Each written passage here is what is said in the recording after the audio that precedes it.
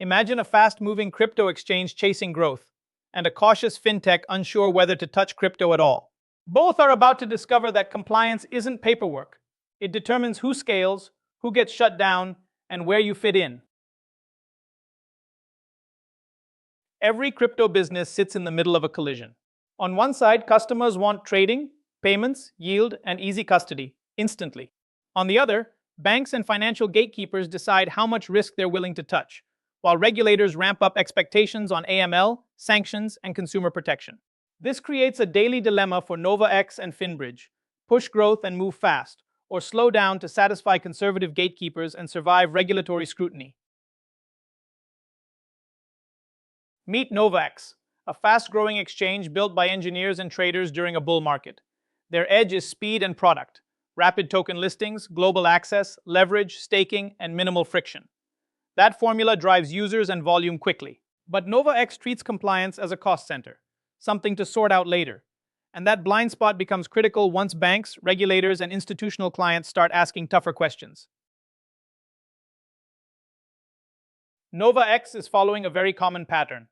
The business vision races ahead, while the regulatory foundation lags behind. They keep adding higher risk features, derivatives, fiat on and off ramps, API access for pro traders, because those drive volume and revenue. Meanwhile, licenses are patchy, KYC and AML are only good enough, and fiat controls are weak. This widening gap between ambition and controls is exactly where enforcement actions, banking de-risking, and reputational crises tend to appear.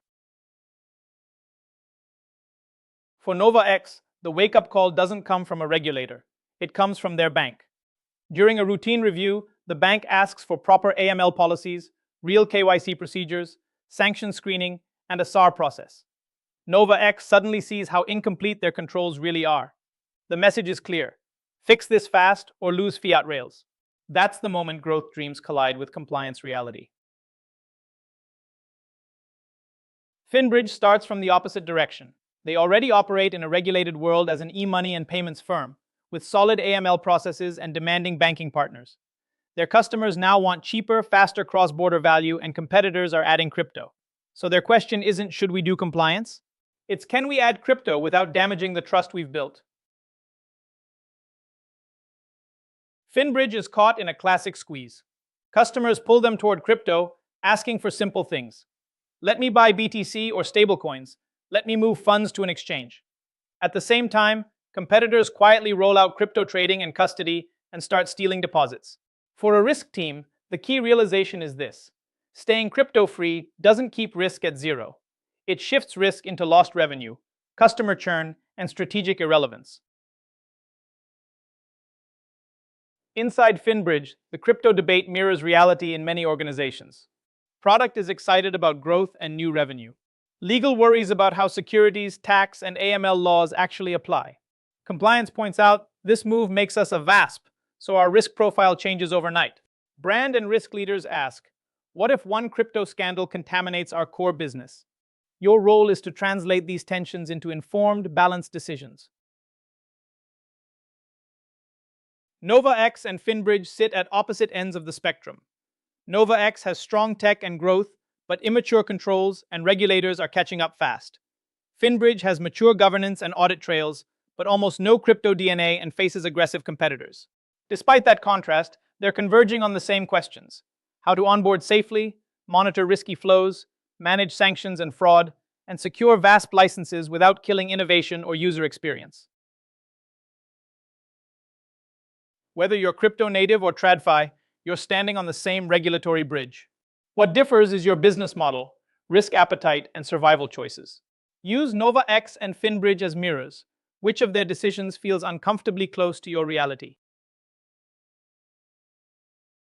Behind every sustainable crypto business are 4 pillars. First, understanding your regulatory perimeter. Who counts as a VASP, where you need licenses, and how different jurisdictions treat you. Second, robust core controls. KYC and KYB, sanction screening, and credible on-chain monitoring. Third, operational realities. Messy data, legacy tech, and choosing vendors you can actually rely on. And finally, strategic choices. What you build versus partner for, how much risk you accept, and which markets you prioritize. NovaX shows that crypto-native growth eventually collides with regulation. Technology alone is never enough. FinBridge shows the opposite risk. If traditional players ignore crypto, the market moves on without them. Across both stories, banks and regulators decide who gets to play. Compliance is not a checkbox, it is business infrastructure.